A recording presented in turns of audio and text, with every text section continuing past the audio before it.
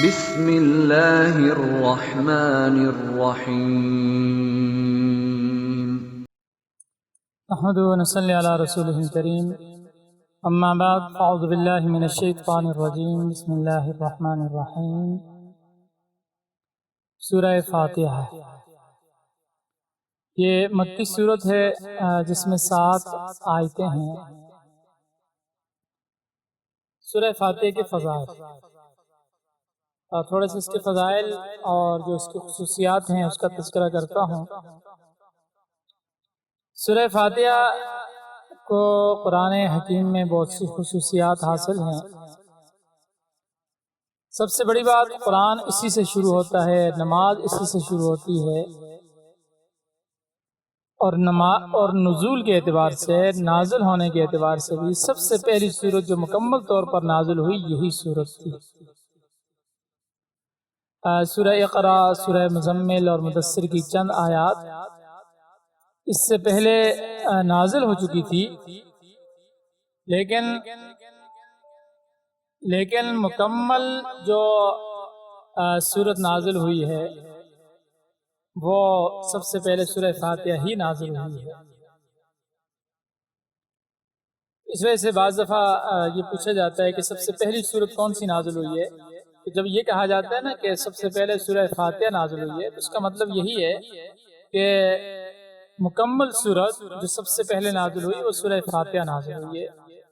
سورہ اقرا کی اور سورہ مدثر کی اور سورہ مزمل کی جو آیات، کچھ آیات نازل ہوئی تھی وہ مکمل سورہ نہیں تھی، اور اسی وجہ سے شاید کہ سورت کا نام بھی ایک نام اس کا سورۃ الفاتحہ، معذرت فاتحۃ الکتاب، سورۃ الفاتحہ تو اس کا نام ہے، مشہور نام، یعنی اس کا نام ایک فاتحۃ الکتاب بھی رکھا گیا ہے۔ اسی طرح اس سورت کی خصوصیت یہ ہے کہ ایک حیثیت سے یہ پورے قرآن کا متن ہے اور سارا قرآن اس کی شرح ہے۔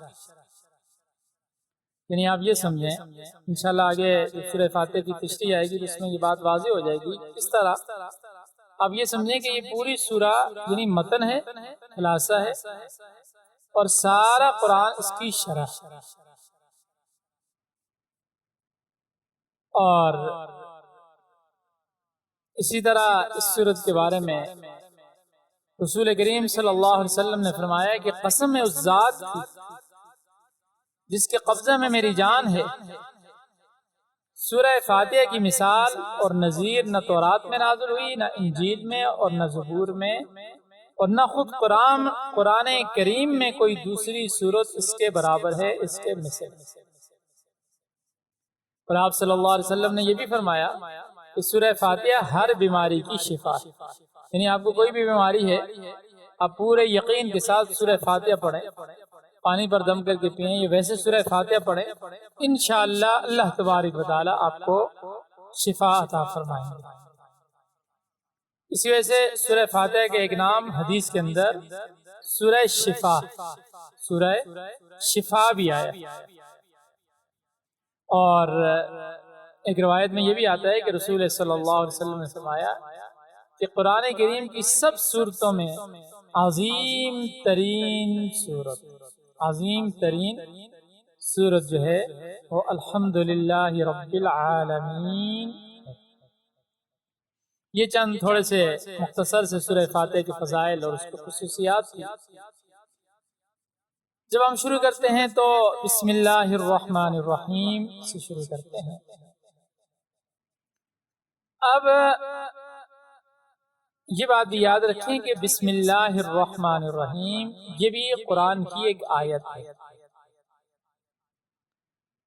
کیسے؟ بسم اللہ الرحمن الرحیم قرآن میں سورہ نمل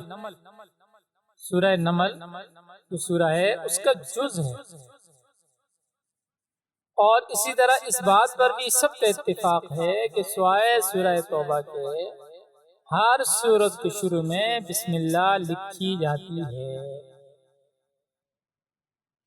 اب سورہ توبہ کے شروع میں کیوں نہیں لکھی جاتی، یا جب آپ پڑھ رہے ہیں تو اس کے پڑھنے کا کیا حکم ہے؟ یہ انشاءاللہ جب سورہ توبہ آئے گی تو وہاں پر اس کا ذکر ہم کریں گے۔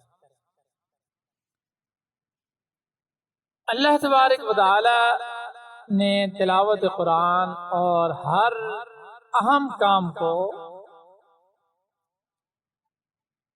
بسم اللہ سے شروع کرنے کا حکم دیا ہے۔ اللہ کے ہاں بھی یہی چیز پسندیدہ ہے، اللہ کے رسول کے ہاں بھی یہی چیز پسندیدہ ہے، اور وجہ اس کی اصل میں یہ ہے کہ جاہلیت کی عادت تھی، اہل جاہلیت کی، زمانہ جاہلیت میں لوگوں کی عادت تھی کہ اپنے کاموں کو بتوں کے نام سے شروع کیا کرتے تھے۔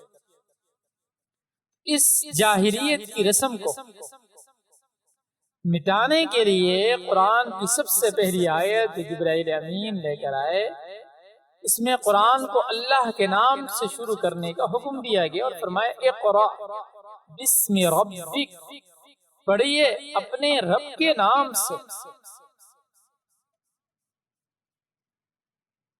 اور بلکہ علماء نے لکھا ہے، جس میں علامہ سیوطی رحمۃ اللہ علیہ نے فرمایا کہ قرآن کے سوا جو دوسری آسمانی کتابیں ہیں وہ بھی بسم اللہ سے شروع کی گئی، اور بعض علماء نے یہ فرمایا ہے کہ بسم اللہ الرحمن الرحیم یہ قرآن اور امت محمدیہ کی خصوصیات میں سے ہے۔ بہرحال اور قرآن کریم میں جا بجا بہت سی جگہوں پر اس بات کی ہدایت ہے کہ ہر کام کو اللہ کے نام سے شروع کیا جائے، اور رسول اکرم صلی اللہ علیہ وسلم نے فرمایا کہ ہر اہم کام جو بسم اللہ سے شروع نہ کیا جائے وہ بے برکت رہتا ہے۔ اسی طرح ایک حدیث میں آقا دو جہاں صلی اللہ علیہ وسلم نے ارشاد فرمایا کہ گھر کا دروازہ بند کرو تو بسم اللہ کہو، چراغ لائٹ جب اس کو بند، جیسے پہلے زمانے میں چراغ ہوتے تھے نا اس کو بجھا دیتے تھے سوتے وقت، تو فرمایا کہ اس کو بھی اس وقت بھی بسم اللہ کہو، جب برتن کو ڈھانپو بسم اللہ کہو، کھانا کھانے، پانی پینے، وضو کرنے، سواری پر سوار ہونے اور اترنے کے وقت بسم اللہ پڑھنے کی ہدایات یہ قرآن و حدیث میں بار بار آئی۔ تو بہرحال اس میں پھر حکمتیں بھی ہیں کہ کیوں ہیں، لیکن بہرحال بات لمبی ہو جاتی ہے۔ اس وجہ سے بہرحال ہر اچھا کام، ہر اہم کام جب بھی ہم شروع کریں، کھانا پینا جو بھی اس طرح کے کام ہیں، اس سے پہلے بسم اللہ پڑھنا چاہیے، اور قرآن کی تلاوت شروع کرنے کے وقت سب سے پہلے اعوذ باللہ من الشیطان الرجیم اور پھر بسم اللہ الرحمن الرحیم یہ پڑھنا سنت ہے، اور درمیانے تلاوت بھی سورہ برات کے علاوہ ہر سورت کے شروع میں بسم اللہ پڑھنا سنت ہے۔ مسئلہ سمجھ میں آگے ہوگا؟ قرآن کی تلاوت شروع کرنے کے وقت سب سے پہلے اعوذ باللہ من الشیطان الرجیم اور پھر اس کے بعد بسم اللہ الرحمن الرحیم یہ پڑھنا سنت ہے، اور درمیان تلاوت جس سورہ برات کے علاوہ ہر سورت کے شروع میں بسم اللہ پڑھنا یہ سنت ہے۔ یہ چند موٹی موٹی باتیں تھیں۔ اب اس کے بعد بسم اللہ الرحمن الرحیم، اس کی ہم مختصر سی تفسیر کر لیتے ہیں۔ بسم اللہ، اس میں ایک لفظ ہے با، ایک ہے اسم اور ایک ہے اللہ۔ تو اللہ یہ اللہ کے ناموں میں سب سے بڑا اور سب سے زیادہ جامع نام ہے، اور بعض علماء نے اس کو اسم اعظم کہا۔ لوگ پوچھتے ہیں نا اسم اعظم بتائیے ہمیں، یعنی وہ نام جب اللہ کو پکارا جائے تو اللہ دعا کو ضرور سنتے ہیں، تو یہ اللہ یہ اسم اعظم ہے، اور یہ ایسا نام ہے کہ یہ اللہ کے علاوہ کسی دوسرے کا نہیں ہو سکتا۔ اسی وجہ سے اس لفظ کا نہ تثنیہ آتا ہے نہ جماعت آتے ہیں، کیونکہ اللہ واحد ہے، اس کا کوئی شریک نہیں۔ تو اللہ بسم اللہ، اس کے کیا اللہ کے نام کے ساتھ، اللہ کے نام کی مدد سے، اللہ کے نام کی برکت سے، کوئی بھی آپ ترجمہ کر سکتے ہیں۔ بسم اللہ اللہ کے نام کے ساتھ، یعنی شروع کرتا ہوں میں شروع کرتی ہوں، میں شروع کرتا ہوں اللہ کے نام کے ساتھ۔ وہ اللہ کیسا ہے اس کی صفات بیان کی ہیں، الرحمن الرحیم، یہ دونوں اللہ تعالیٰ کی صفات، رحمان اور رحیم، دونوں کا معنی رحمت کے ہیں، لیکن تھوڑا سا فرق ہے، سمجھ لیں۔ رحمان کا معنی ہے جس کی رحمت عام ہو، اور رحیم کا معنی ہے جس کی رحمت تام ہو، مکمل ہو۔ کیا مطلب؟ رحمان جس کا مطلب جس کی رحمت عام ہو، اس کا کیا مطلب؟ یعنی وہ ذات جس کی رحمت سارے عالم، ساری کائنات اور جو کچھ اب تک پیدا ہوا ہے اور جو کچھ ہوگا سب پر اللہ کی رحمت ہے۔ دنیا میں دیکھیں نا، کافر بھی اللہ کی رحمت سے فائدہ اٹھا رہا ہے، مسلمان بھی اٹھا رہا ہے، اللہ کو ماننے والا بھی اٹھا رہا ہے، اللہ کا دشمن بھی اللہ کی رحمت سے فائدہ اٹھا رہا ہے، جانور بھی اٹھا رہے ہیں، در کائنات کا ذرہ ذرہ اللہ کی رحمت سے فائدہ اٹھا رہا ہے۔ اور رحیم کا معنی ہے جس کی رحمت تام ہو، مکمل ہو۔ کیا مطلب؟ یعنی کامل اور مکمل ہو، اور اس کا ظہور جو ہے وہ قیامت کے ساتھ، قیامت کے دن ہو۔ قیامت کے دن اللہ کی رحمت سب پر نہیں ہوگی، اللہ اپنے دشمنوں پر قیامت کے دن رحمت نہیں کریں گے، کافروں پر اللہ کی رحمت نہیں ہوگی، لیکن مومنوں پر جب ہوگی تو مکمل ہوگی، یعنی پھر انہیں کوئی تکلیف، کوئی پریشانی، کوئی دکھ، کوئی مصیبت نہیں ہوگی۔ تو یہ مطلب ہے کہ رحمت کا تام ہونا، رحمت کا مکمل ہونا۔ اور یہی وجہ ہے کہ لفظ رحمان اللہ جل شانہ کی ذات کے ساتھ مخصوص۔ آپ کسی مخلوق کو رحمان کہنا جائز نہیں ہے، کیونکہ اللہ تعالیٰ کے سوا کوئی بھی ایسا نہیں ہو سکتا جس کی رحمت سے عالم کی، اس جہاں کی کوئی چیز خالی نہ رہے۔ اور اسی طرح جس طرح لفظ اللہ کے جمع اور تثنیہ نہیں آتا، اسی طرح رحمان کا بھی جمع اور تثنیہ نہیں آتا، کیونکہ وہ ایک ہی پاک ذات کے ساتھ مخصوص ہے، اسی ذات کے ساتھ مخصوص ہے، دوسرے اور تیسرے کے وہاں پر احتمال ہی نہیں ہے۔ اور بخلاف لفظ رحیم کے، اس کے معنی میں کوئی ایسی چیز نہیں جس کا پایا جانا مخلوق میں ناممکن ہو، کیونکہ یہ ہو سکتا ہے کہ کوئی شخص کسی سے پوری رحمت کا معاملہ کرے، مہربانی کا معاملہ کرے، اس لیے آپ دنیا میں کسی کو رحیم بول سکتے ہیں۔ آپ دنیا میں ہوتا ہے نا، بعض دفعہ نام ہوتا ہے عبد الرحیم، عبد الرحمن، تو آپ اس کو رحیم کہہ سکتے ہیں، لیکن رحمان نہیں کہہ سکتے۔ کسی کا نام عبد الرحمن ہے، جیسے کہ آج کل یہ چیز ہے بہت زیادہ کہ مثلا کسی کا نام عبد الرحمن ہے تو لوگ اس کو رحمان کہہ دیتے ہیں، یہ ناجائز اور گناہ ہے۔ لیکن رحیم، کسی کا نام عبد الرحیم ہے اس کو رحیم کہا جا سکتا ہے۔ یہ لفظ اللہ نے خود استعمال فرمایا، بالمؤمنین رؤوف الرحیم، ایمان والوں کے لیے رحیم کے لفظ استعمال ہوا ہے۔ لیکن بہرحال یعنی رحمان کے جو لفظ ہے وہ استعمال نہیں کر سکتے کسی کے ساتھ۔ اور بسم اللہ میں اللہ تعالیٰ کے اسماء الحسنی اور جو صفات کمال میں سے صرف 2 صفتیں یہاں پر ذکر کی گئی ہیں، اور دونوں دیکھا جائے تو رحمت سے ہیں، رحمان بھی رحیم بھی۔ اس میں اشارہ اس بات کی طرف ہے کہ اس کائنات کی تخلیق، آسمان و زمین اور تمام کائنات کے پیدا کرنے اور ان کو پالنے کا منشا، مقصد اللہ کی صفت رحمت ہے۔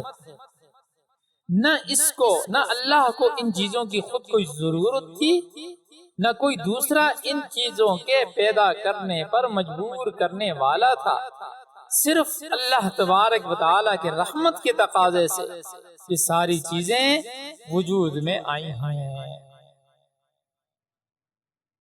تو یہ بسم اللہ کی مختصر سی تفسیر ہوگی۔ اس میں 1-2 مسئلے ہیں، وہ بھی سن لیں۔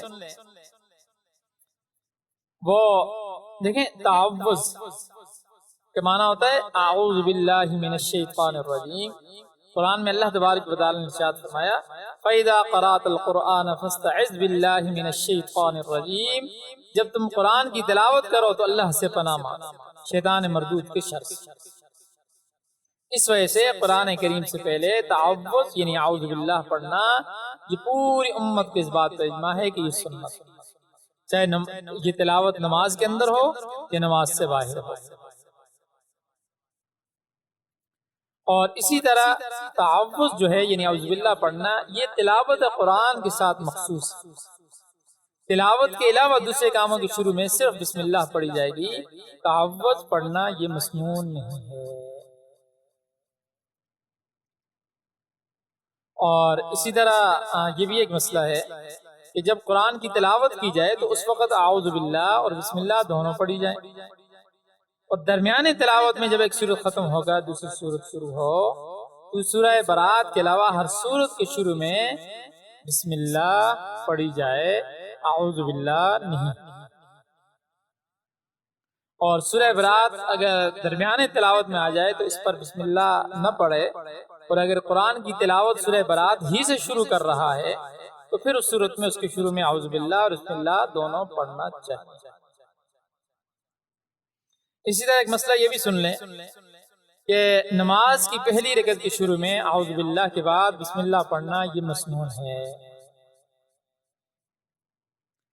اور اسی طرح یہ بھی ایک مسئلہ ہے کہ نماز میں سورہ فاتحہ کے بعد جب سورت یعنی سورہ فاتحہ پڑھتے ہیں نا، پھر اس کے بعد جب سورت شروع کرتے ہیں اس سے پہلے بسم اللہ نہیں پڑھنا چاہیے، کیونکہ یہ آقا دو جہاں صلی اللہ علیہ وسلم سے اور خلفائے راشدین سے یہ ثابت نہیں ہے۔